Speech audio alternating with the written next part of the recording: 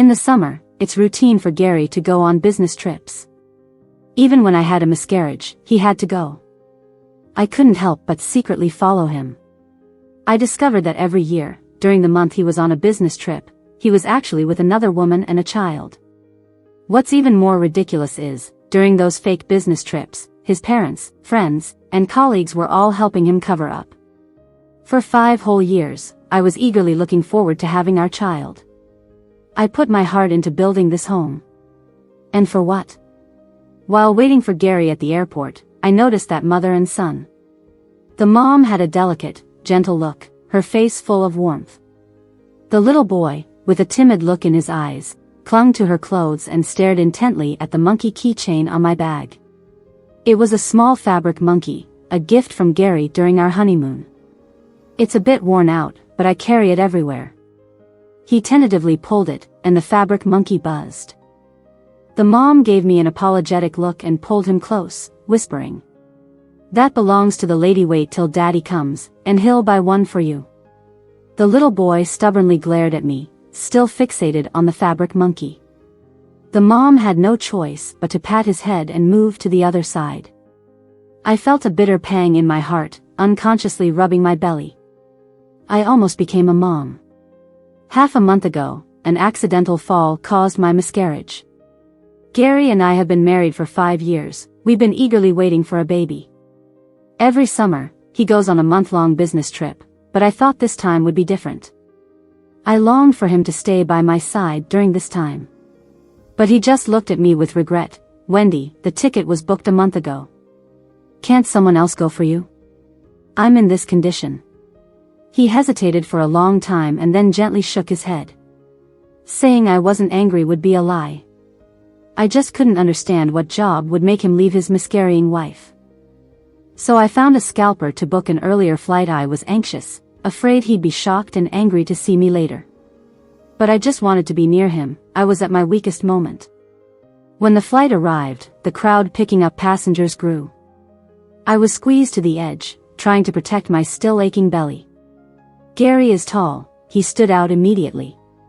I was about to wave, but then a piercing child's voice shattered the air, "Daddy." The little boy shot like an arrow into his arms. Gary's face lit up with a smile, lifting him high. He then naturally held the woman's hand with his free hand. My heart pounded, and the ache in my belly spread through my body. The boy hugged his neck, saying in a childish voice, "Daddy, you haven't kissed mommy yet." When Gary bent down to her, his eyes caught sight of me. He paused slightly, the woman already kissing his lips with a smile. I stared blankly, and a loud voice echoed in my mind. "She's much more practiced than I am." A few minutes later, Gary and I stood face to face outside the airport not far away. The mother and son watched us. My wrist throbbed where he had gripped it, and I finally managed to shake him off. His face changed slightly. "Why did you come here?" I couldn't help but laugh.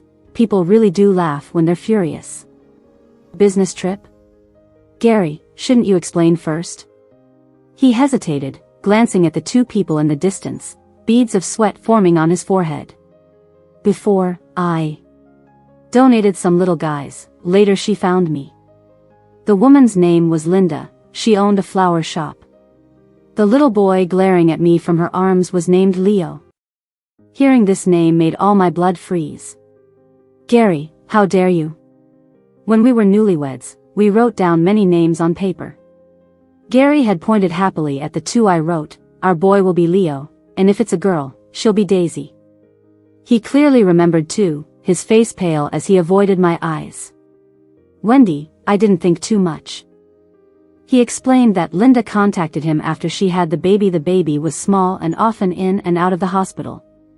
Linda reached out just to inform me about the child's condition, fearing he wouldn't make it. Later, when the child survived against the odds, Linda wanted me to spend some time with him when possible, so he wouldn't grow up thinking he didn't have a father.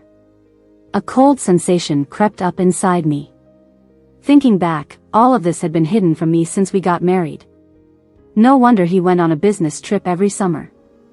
He sighed. "I only spend a month with him, we don't keep in touch otherwise." I reached for his phone, but he pulled back with a startled look.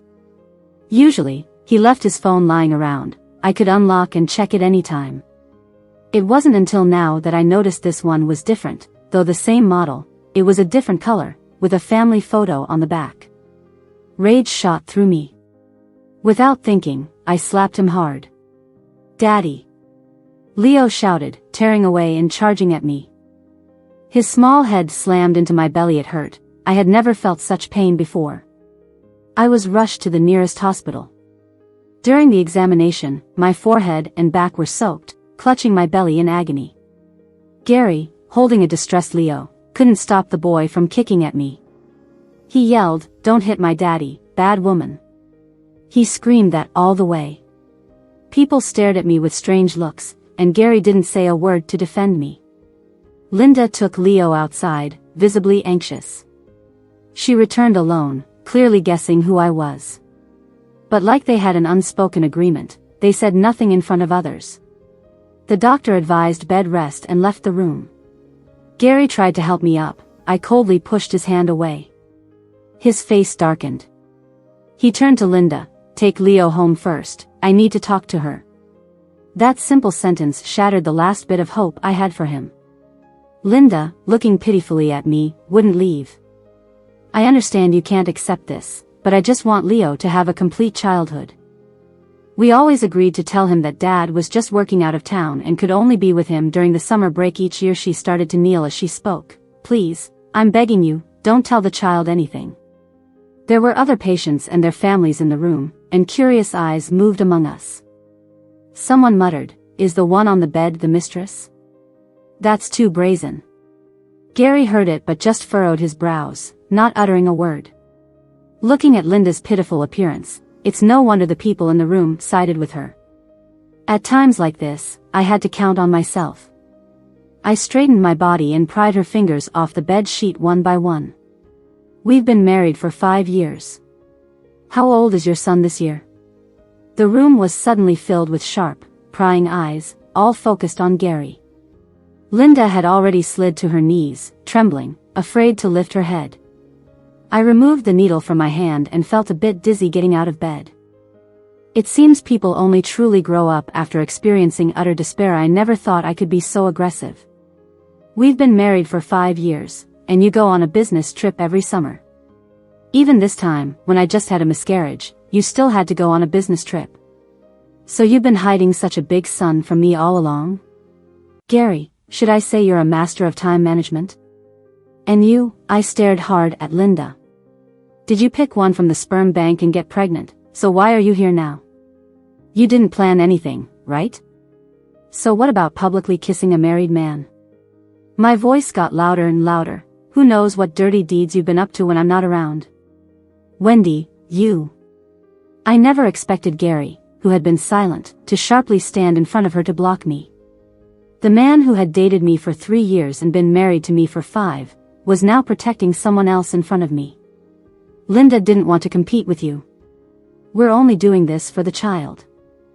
I couldn't understand how he could shamelessly say that with a straight face. With one hand shielding the woman behind him, he spoke to me with deep emotion. "It's just 1 month a year, the rest of my life is yours. When Leo turns 18, we'll explain everything to him." Linda, behind him, spoke timidly. "It's just 1 month, the child won't bother you once he grows up. It's you, not you too." I heard clearly the small hidden intention in her words. Leo pushed open the door and ran in, diving into Linda's arms. He was holding my fabric monkey, waving it provocatively at me. Gary recognized it and frowned, reaching out to grab it. "That's the lady's, give it back to her, Leo." I had already stood up, coldly watching the boy writhing in her arms. "Don't bother, keep it." Being so young yet having sticky fingers, one parent clearly isn't enough. Gary reached out to pull me, but I pushed him away as if electrocuted. "Don't touch me. When the storm strikes, stay far away. You don't need to sneak around anymore. There's nothing worth fighting over." I walked out from the room to the street, with Gary closely following. I wanted to tell him to get lost, but I had no strength left.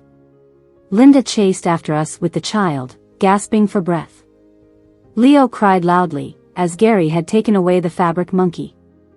All the noise was making me feel more agitated. Gary kept trying to grab my wrist. "Wendy, let's talk when we get back." I had to stop and look at him. "Besides me catching you, who else knows about this?" He avoided my eyes, looking awkward and nervous, and I already knew the answer. His parents knew, his friends knew. Maybe even his coworkers knew. During his so-called business trips, they helped cover for him. I felt an immense sense of absurdity. So all that talk about company financial issues and canceled vacations was fake? And your salary cut by a third, also fake? He suddenly seemed a bit impatient. "Wendy, I never cut your allowance. Have I ever denied you anything?" Of course, he's so righteous even when a friend jokingly said he didn't love me enough for not handing over his salary card. He could deflect it by saying, "I just don't want Wendy to worry about finances." If he had given it to me earlier, would we be here now? I took a few deep breaths to steady my frayed nerves.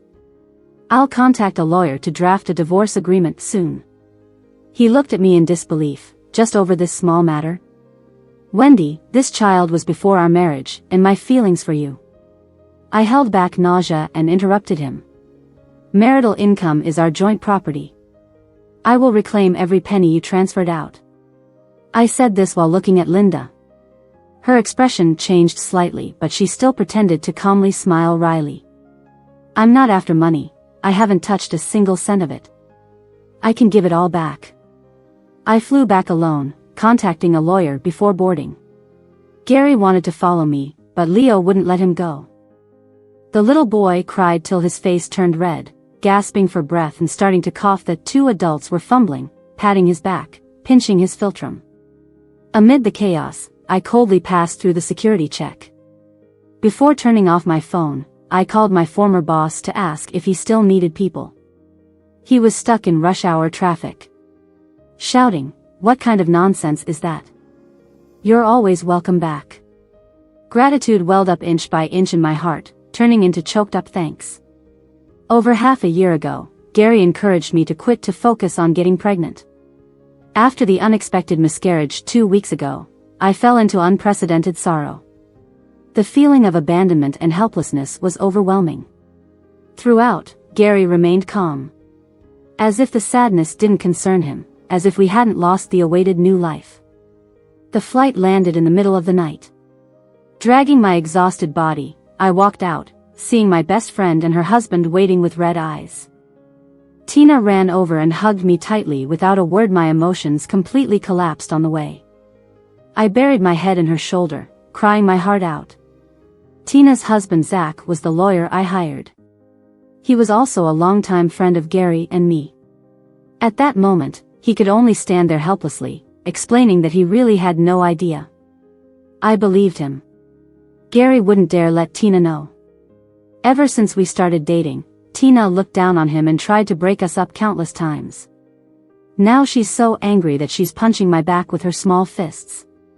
"I told you so. You can't outplay someone who's that smooth." Tina and her husband drove me home, and my phone kept ringing on the way. Gary was calling, and so were his parents. Tina angrily turned off the phone and said, "No talking except about the divorce." I had never felt so exhausted. When I had the miscarriage, Gary's parents had red eyes as they comforted me. But now, thinking back, they must have known about Leo all along. I felt like my whole world had turned upside down, and I was the only fool who didn't see it coming. Something flashed in my mind. I suddenly felt cold and clutched Tina's hand tightly. "Come with me to the hospital tomorrow." I had all my checkups at the maternal and child hospital from pregnancy to miscarriage. After coming out of the doctor's office, I was trembling uncontrollably. Tina was so furious that her face turned white, and she used every swear word she knew. The doctor's words kept echoing in my ears. "Your husband brought your medical records to ask me questions. There was also a little boy with him." Tina stared at me, pressing her hands on my shoulders. "I can't understand how he could do something like this behind your back. Leo wasn't just weak after birth, he had thalassemia. No wonder Gary suddenly pushed for us to start trying for a baby. He kept urging me to quit my job and stay home to rest right when a big project was at its peak. When I got home, Gary was already there. He looked like he hadn't slept all night, with dark circles under his eyes and his shirt all wrinkled. "Wendy, I'm back. I'll spend this month with you." I calmly changed my shoes and took out the prepared divorce papers, placing them in front of him. He ignored them, just flipping through his phone. "Didn't you say you wanted to go to the beach? I'll book the tickets and take you once I've rested." He handed me a bag he had by his side. "I got you that bag you wanted. I wanted to surprise you on our anniversary." I put a black pen in front of him. He stopped talking and quickly looked up at me. "Your anger should have a limit, right? Didn't I explain enough? The child was conceived before we got married. I just donated twice, and I didn't even know who she was before Leo was born." He rubbed his temples wearily. "If you don't like it, I won't see her again." I burst out laughing. I couldn't stop, laughing until tears came out. "Gary, when I was pregnant, were you hoping for my umbilical cord blood to save Leo?" His face went pale instantly, staring at me. "Wendy, you? How did I find out?" I asked the doctor. "She said you impatiently asked several times during my pregnancy. If Leo's condition hadn't stabilized, would you have been devastated by my miscarriage?" I slowly took off my wedding ring and threw it on the table. It rolled to the floor. I was looking forward to our baby with all my heart. "Gary, you're not fit to be a father. If you have any humanity left, sign the papers quickly. Living under the same roof with you makes me sick." Gary contacted Zach to amend the divorce agreement. He willingly gave up all marital property, including the house and car, to me. The agreement Zach brought back already had Gary's signature. He regrets it. He thought he complicated something simple. I didn't know how their conversation went, but Zach said Gary cried. He really wants to win you back. He says he doesn't care about the property. Tina spat and glared at him. "Stop passing messages, all right? It's disgusting." Zach scratched his head sheepishly. "I'm just the messenger. No sides here." Gary moved out the day after signing the papers. He sent me multiple messages before leaving. Originally, he tried calling, but I hung up. "I know you don't want to see me right now. I'll stay at a hotel near the company. You should move back home and take care of yourself. Otherwise, I won't be able to rest easy." I didn't do it on purpose. She mentioned cord blood, and I just asked the doctor casually. "Wendy, like you, I've always looked forward to our child. That has never changed." I deleted the messages one by one. Keeping them on my phone felt like an insult. The news of my divorce from Gary spread quickly. His parents were the first to show up at my parents' house with large bags of gifts. I heard they were very apologetic, but my parents chased them out with a broom. My dad was still furious when he called me. "They're so old yet so clueless. If they wanted to persuade anyone, it should be you at your place. How could they come to us first?" My parents had always liked Gary, said he was decent looking and had a good job. But they supported me wholeheartedly on the divorce. Especially after hearing about the cord blood, my dad went from calling him a wonderful son-in-law to a jerk. To my surprise, Linda came to see me. Her child, just like in the airport, bumped into me, asking angrily, "Where's my dad? Where did you hide him?" He threw the ragged cloth monkey on the ground in front of me and stomped on it fiercely. "Take it back. Who wants your broken stuff?" He then started banging on the door with all his strength. "Daddy, come out. It's Leo." I looked at Linda with a bewildered expression. Her face was full of embarrassment, but the hatred in her eyes was impossible to hide. She pulled Leo closer and whispered, "The child wants to see his dad. I really can't help it. Right now, he doesn't even dare to answer my calls." I smiled and took out my phone. "Want me to call him for you?" She immediately looked at me with hopeful eyes. "It'd be great if he could come. I don't have any other requirements. I just hope he can have a good talk with Leo." My smile didn't even reach my eyes, which went cold again. "Why should I? I have no obligation to get involved in your matters. The fear and color slowly drained from her face. Unconsciously, she stood straighter. Wendy, do you have to be so petty with a child? Her gaze swept over my belly with malice. You almost became a mother too. Don't you understand a mother would do anything for her child? I laughed at her. Including using him as a bargaining chip to repeatedly destroy someone else's family? Linda, I'm curious, what was your motive for having his child back then? Before giving birth, you didn't even know who the father was, right? I stepped closer and watched her tense and uneasy expression.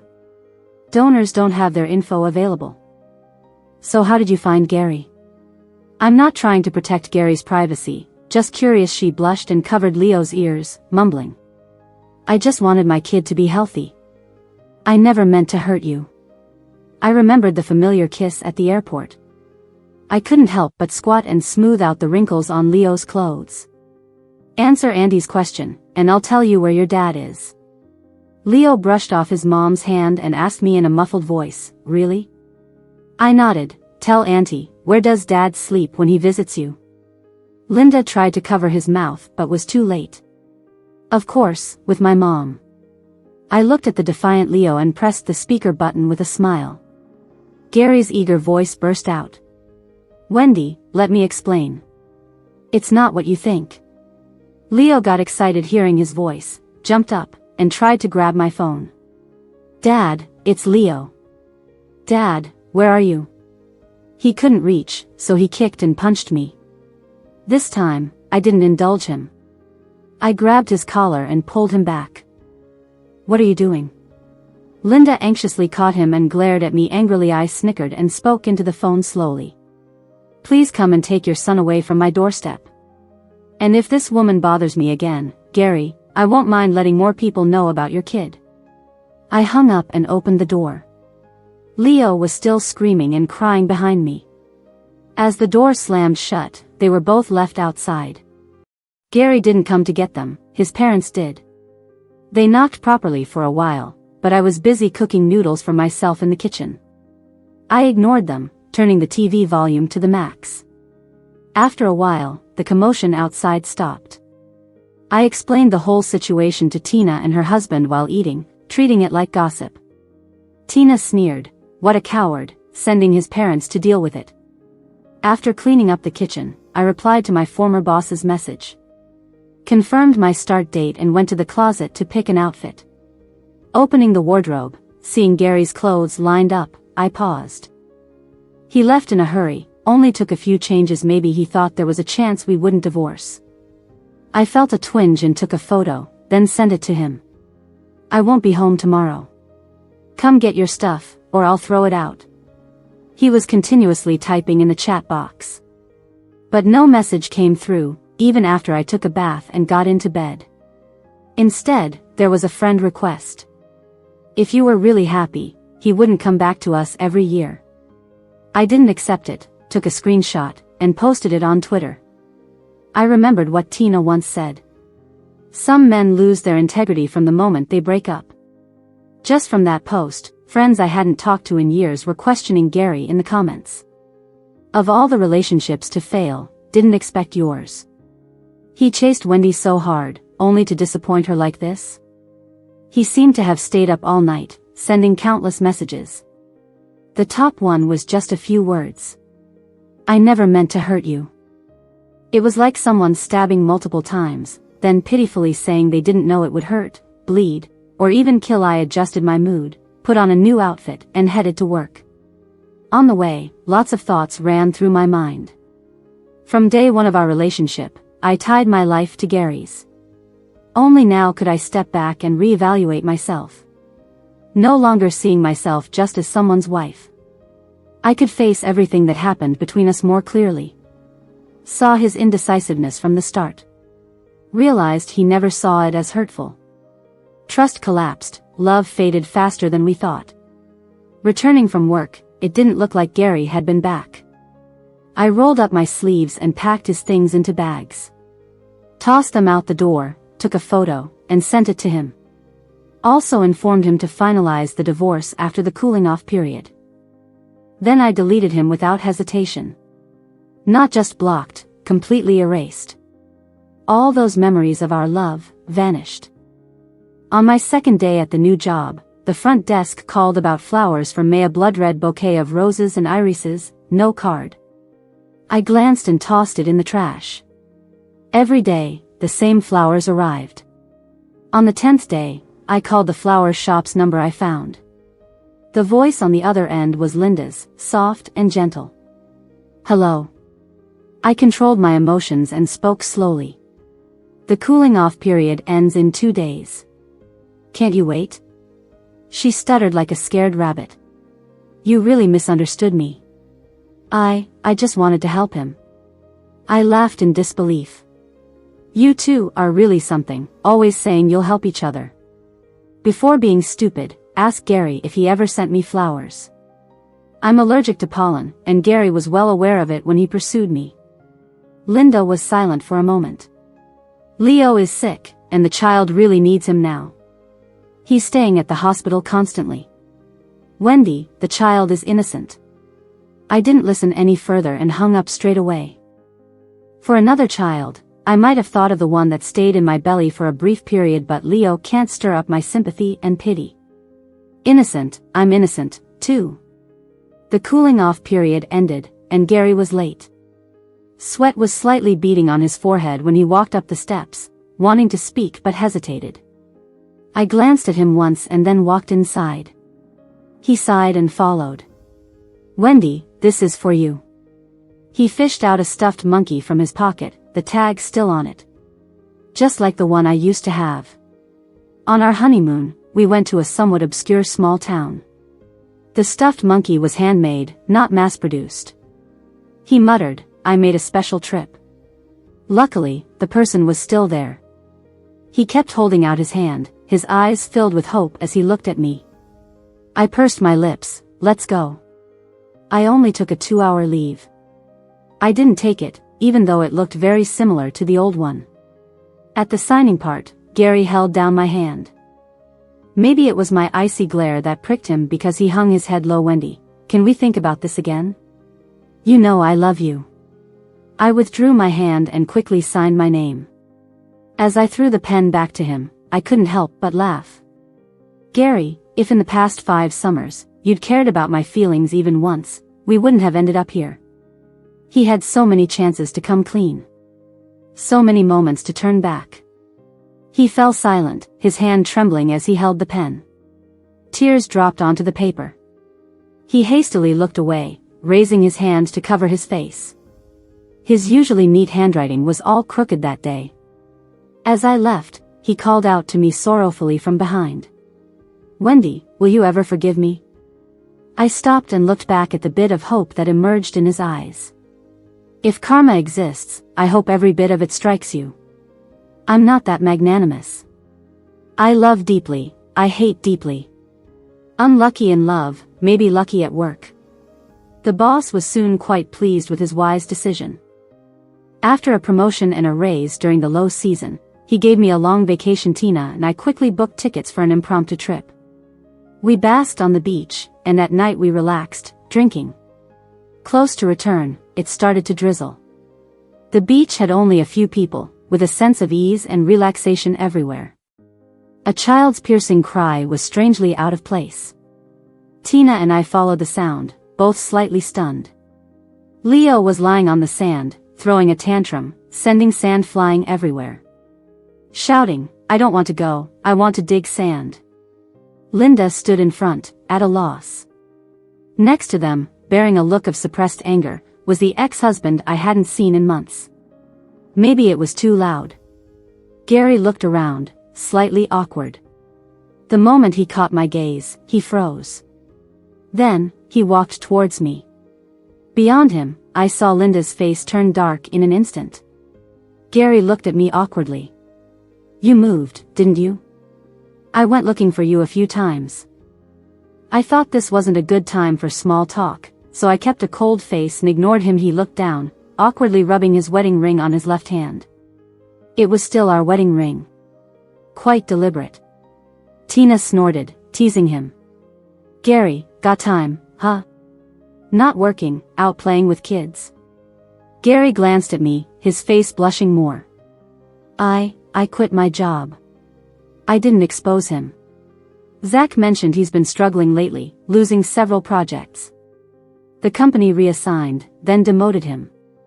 He left out of pride. Linda came over with the child, clinging to his arm. There was a bit of provocation in her eyes, but a thin false smile on her lips. What a coincidence, bumping into each other here. Gary's face darkened, stepping aside to keep a distance from her. Her false smile immediately collapsed, her eyes filled with more hatred towards me. Leo yelled for Gary to carry him, but he pretended not to hear. The kid angrily waved at me, "Bad woman." I smiled at him, saying word by word, "Say it again." Bad woman rips little brat's mouths. He wanted to speak, but Linda covered his mouth. Gary looked utterly exhausted. "You guys go back first." There was such coldness in his voice that Linda's face changed, but she only gritted her teeth and turned away. Gary kept staring at me, like he gathered immense courage.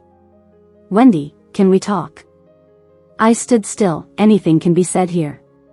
Tina also posed to listen, but her eyes were full of mockery. Gary sighed. Leo had a few episodes. She's been pushing to have another child. I laughed. "Congratulations, you love being instant dad, don't you?" His face flushed, then paled. "Wendy, you know I don't love her. I don't want to force myself for a child." He looked at me eagerly. "Even if I made mistakes, don't I deserve happiness?" I held back harsh words, nodding dismissively. "You still have a lot to learn about picking yourself up and irreversible failures." The light in his eyes dimmed, and he fumbled. "I miss the old us. Everything was moving forward as we wished." Tina interrupted. "You might want to check on your son. He seems to be fighting." 2 kids were wrestling on the beach. Linda screamed, "Don't touch my son, he's sick." But it was Leo riding on another kid, pulling and biting. Just because he wanted the toy that the kid had, he shoved him down. Gary awkwardly separated the kids, apologizing repeatedly. But fierce parents ganged up, grabbing his collar and fighting him. Tina and I turned and walked away. The rain got heavier, and the sounds of shouting and screaming grew behind us. More and more people were heading the opposite way, rushing towards the beach. Soaked from the rain, I took a shower first thing when we got back to the hotel. My phone wouldn't stop vibrating on the bed. Next to me, Tina was on a video call with Zach, looking all lovey-dovey. I don't even remember when I fell asleep. Just that there was thunder and lightning flashing brightly in the middle of the night. When I woke up in the morning to check out, I saw people whispering in the lobby. "Did you hear?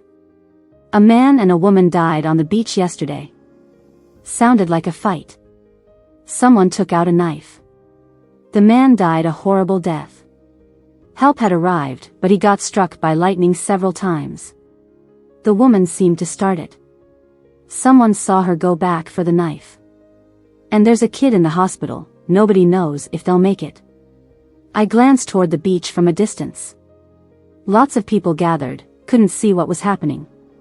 My phone had a bunch of missed calls. The number looked familiar. I didn't think much of it, checked out of the hotel, and headed to the airport with Tina. Passing by the beach, something shiny caught my eye. I couldn't help but stop and look down. It was Gary's wedding ring, lying all alone in the sand. Tina answered her phone, her face turned pale as she looked at me. Zach said, "It's Gary." I gazed at the calm sea. No one could tell how wild it was last night. The pain seemed to fade with the ebbing waves. I stepped on that ring and kept walking. Time to go home, or we'd miss our flight. Turns out, what goes around really does come around.